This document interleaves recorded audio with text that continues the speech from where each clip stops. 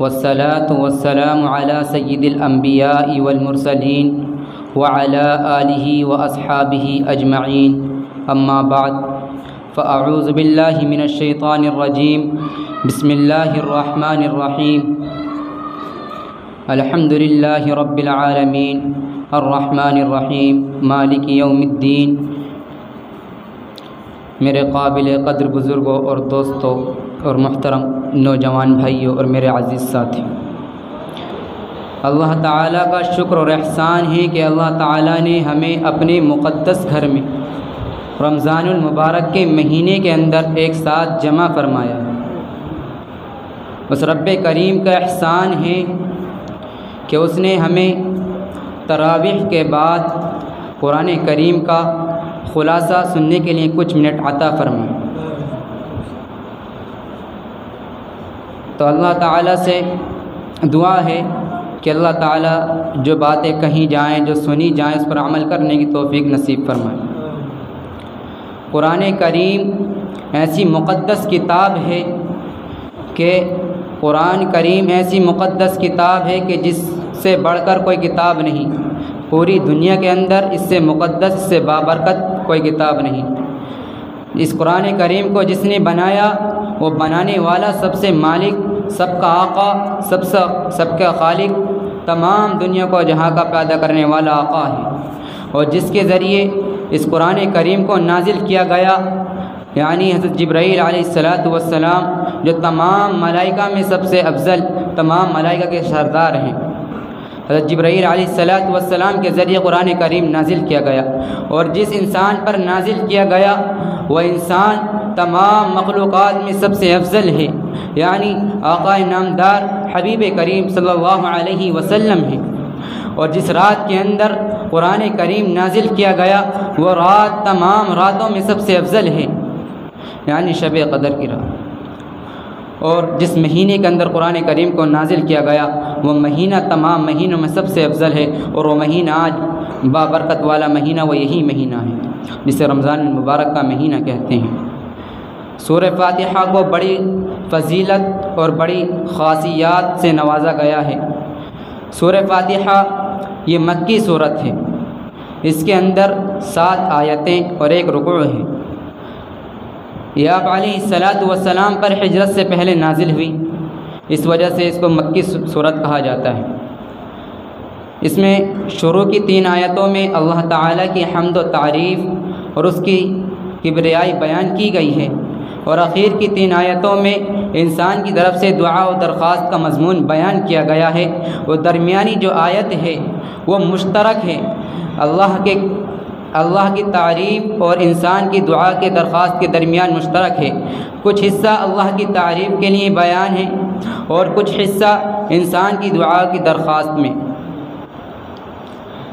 تو اللہ تعالیٰ فرماتا ہے کہ جب میرا بندہ الحمدللہ رب العالمین کہتا ہے کہ تمام تعریفیں اس اللہ کے لیے ہیں جو تمام عالم کا پالن ہار ہے، تو اللہ فرماتا ہے کہ میرے بندے نے میری تعریف فرمائی ہے۔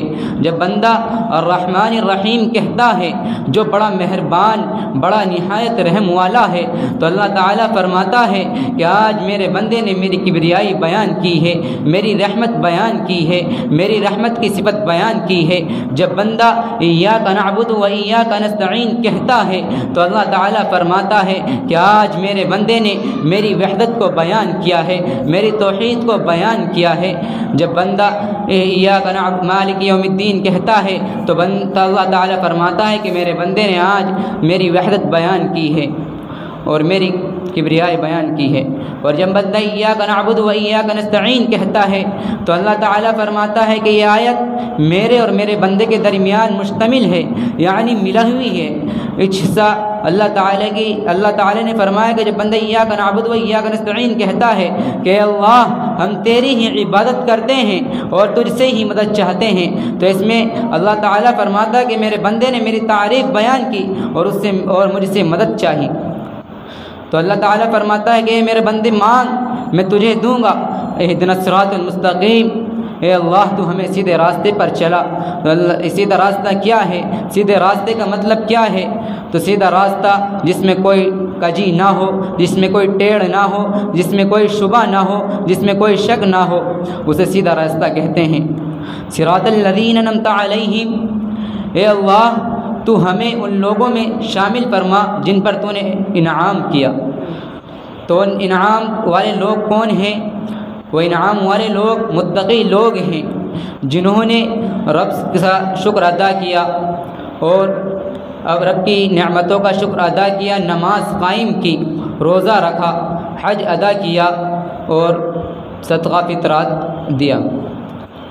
تو اللہ تعالیٰ نے اسی طرح سورہ فاتحہ کو بڑی خصوصیات اور بڑی فضیلت سے نوازا گیا ہے۔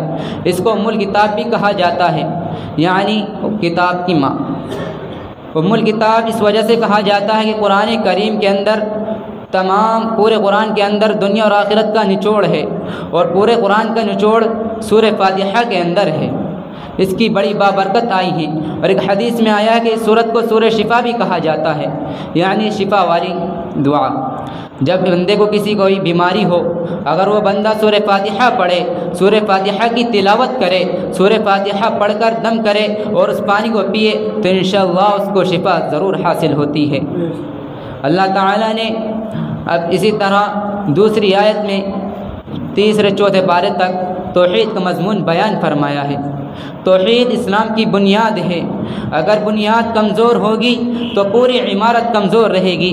جس طرح کوئی انسان گھر بناتا ہے، اگر اس کی عمارت کمزور ہوتی ہے تو وہ گھر چند سالوں میں ڈھہ جاتا ہے، اور جب بنیاد مضبوط رکھی جاتی ہے تو عمارت ڈھائی نہیں جاتی۔ کہ اللہ تعالیٰ نے عقیدہ توحید ایسے لگتا ہے کہ ہر صورت میں بیان کیا گیا ہے۔ قرآن و حدیث میں سب سے زیادہ جس مضمون کو بیان کیا گیا ہے وہ عقیدہ توحید کا مضمون ہے۔ قرآن و حدیث میں سب سے زیادہ جس کو بیان کیا گیا ہے وہ توحید کا مضمون ہے۔ اللہ رب العزت نے اپنی کتاب میں بار بار توحید کا مضمون بیان فرمایا ہے۔ ایسا لگتا ہے کہ ہر صورت میں توحید کا مضمون ہے، ہر رکوع میں توحید کا بیان ہے، ہر صفحے پر توحید کا ذکر ہے، ہر آیت میں توحید کی تاکید ہے۔ عقیدہ توحید اس قدر اہم ہے کہ اس عقیدے کو بیان کرنے کے لیے 1,24,000 نبیوں کو بھیجا گیا۔ حضرت آدم علیہ السلام سے لے کر اب علیہ السلام تک جتنے بھی نبی آئے، جتنے بھی رسول آئے، ہر نبی کا پیغام ہی کی پیغام تھا۔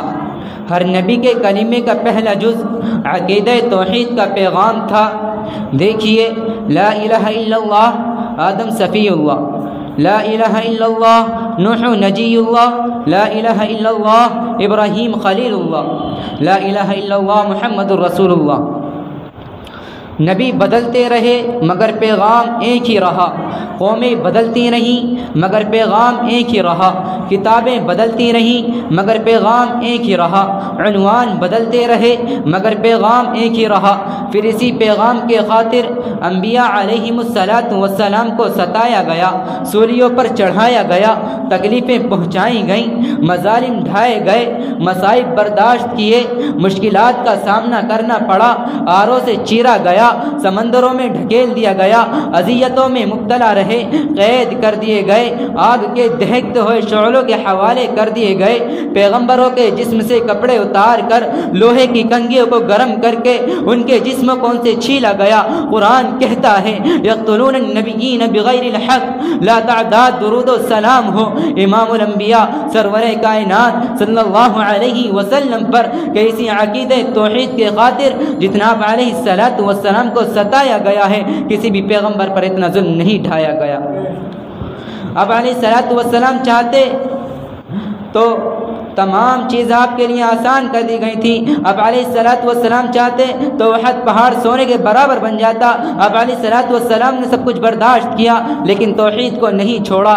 چنانچہ اب علیہ السلام کی زندگی پر ذرا ایک تارائنہ نظر ڈال کر تو دیکھیے کہ رب کی توحید کے خاطر اب علیہ السلام کو ساحر کہا جا رہا ہے، کہ رب کی توحید کے خاطر اب علیہ السلام کو دیوانہ کہا جا رہا ہے، کہ رب کی توحید کے خاطر اب علیہ वस्सलाम को मजनू कहा जा रहा है कि रब की तौहीद की खातिर आप अलैहिस्सलातु वस्सलाम के गले में रस्सियाँ डालकर घसीटा जा रहा है। आप अलैहिस्सलातु वस्सलाम के रास्ते में कांटे बिछाए जा रहे हैं। आप अलैहिस्सलातु वस्सलाम के जिस्म अथर पर, जिस्म मुबारक पर निजासत और ओजड़ी डाली जा रही है। आप अलैहिस्सलातु वस्सलाम ने सब कुछ बर्दाश्त किया लेकिन तौहीद को नहीं छोड़ा। आज किसी मुसलमान इतनी सी बात कह दे तो एकदम से लड़ने के लिए, मरने के लिए तैयार हो जाते हैं। और इंसान ये चाहता है और जब एक बात कहता है दूसरा उससे इनकार कर देता है तो दोबारा कोशिश नहीं करता कि उससे दोबारा कोशिश की जाए, शायद वो आ जाए रास्ते पर। दूसरी सूरत बकरा है जो अलिफ लाम मीम से शुरू होती है, जिसमें दुआ का जवाब दिया गया है कि अल्लाह ने सीधा रास्ता बताने के लिए किताब उतार दी, इसमें कोई शक व शुबा नहीं। फिर बताया कि अल्लाह के नज़दीक इंसानों की 3 किस्में हैं। एक वो जो इस किताब पर ईमान लाए और इसके अहकाम की इताअत करे और यानी नमाज कायम करे, अल्लाह के रास्ते में अपना माल खर्च करे, कुरान और इससे पहली किताबों पर ईमान लाए और जो कुछ अल्लाह और उसके रसूल ने बताया उस पर ईमान लाए, ख़्वाह ज़ाहिरी हवा से जाना चाहिए चाहता हो, जाना जा सके या ना जाना जा सके, यानी जन्नत, दोज़ख, मलाइका, आखिरत और दूसरे अनदेखे गायबी देखी चीज़ें, हक़ाइक़ जो इस किताब में बयान किए गए हों, ये लोग मोमिन हैं और यही इस किताब का सही फ़ायदा उठा सकते हैं। फिर दुनिया में दूसरे वो हैं जो इस किताब का हट धर्मी, यानी इस किताब का हट धर्मी से इनकार करें, यानी ये लोग काफिर हैं। तीसरी किस्म के वो लोग वो हैं जो मुआशरती दबाव या दुनियावी फ़ायदों की खातिर अपने आप को मुसलमान कहलाते हैं मगर दिल से इस्लाम की कदर नहीं जानते, बल्कि इस्लाम के बागियों और मुनकिरों की तरफ झुकाव रखते हैं। इस गिरोह को अपने को दोहरे फ़ायदे में समझते हैं, हालांकि सारा नुकसान है। फिर तमाम इंसानों को मुखातब करके इन्हें कुरान पाक पर ईमान लाने की दावत दी गई और कहा गया कि अपने पैदा करने वाले और परवरिश करने वाले आका की मालिक की बंदगी इख्तियार करो।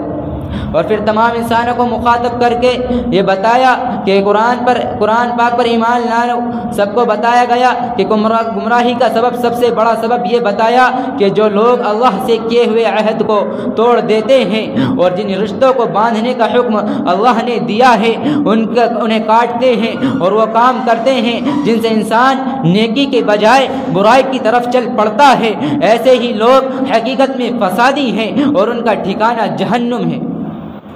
फिर दुनिया में इंसान की असल हैसियत को वाज़ेह किया गया कि अल्लाह ताला ने इसे अपना खलीफे की हैसियत से पैदा किया है और इसको दुनिया की हर चीज़ के बारे में ज़रूरी इल्म, समझ और सलाहियत अता करके तमाम मखलूक़ात पर फजीलत बख्शी है। इस फजीलत को फरिश्तों और उनके ज़रिए दूसरी मखलूक़ात ने तस्लीम किया, मगर शैतान ने तकब्बुर और घमंड में आकर उसकी फजीलत और इताअत से इनकार कर दिया, इसलिए वो अल्लाह के वहाँ दुत्कारा गया। फिर आदम व हव्वा को जन्नत में रखने का जिक्र है ताकि मालूम हो कि असल जगह आदम की औलाद वही है, मगर शैतान के फरेब से आगाह करने के लिए अल्लाह ताला ने आदम व हव्वा के आजमाइश के लिए एक काम से मना किया, मगर दोनों शैतान के बहकाने पर अल्लाह के हुक्म को भुला के बैठे और वो काम कर डाला जिससे मना किया गया था। और अल्लाह शैतान और आदम और हव्वा अल्लाह ने आदम और शैतान और हव्वा तीनों को दुनिया में भेजा और फरमाया कि अल्लाह की तरफ से बार बार उसके रसूल अंबिया अलैहिमुस्सलातु वस्सलाम तस्लीम हिदायत लेकर आते रहेंगे, जो इस हिदायत पर चलेगा वही कामयाब रहेगा। फिर इसी जगह वापस आएगा और जो इनकार करेगा वो शैतान के साथ जहन्नुम का ईंधन बना दिया जाएगा।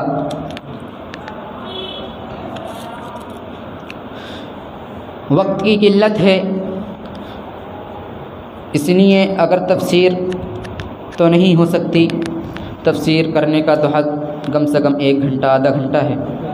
वक्त की किल्लत को देखते हुए मैं अपनी तफसीर को ख़त्म करता हूँ कि अल्लाह ताला कि हमें जो बातें कही गई हैं اس پر عمل کرنے کی توفیق نصیب فرمائے اور دوسرے برادران وطن کو دین پہنچانے کی توفیق نصیب فرمائے۔ اور اللہ تعالیٰ سے دعا ہے، درخواست ہے کہ اللہ تعالیٰ ہمارے تمام صغیرہ کبیرہ گناہوں کو معاف فرمائے اور اس رمضان المبارک کے اندر خوب زیادہ عبادت کرنے کا لائق بنائے۔ وآخر دعوانا الحمدللہ۔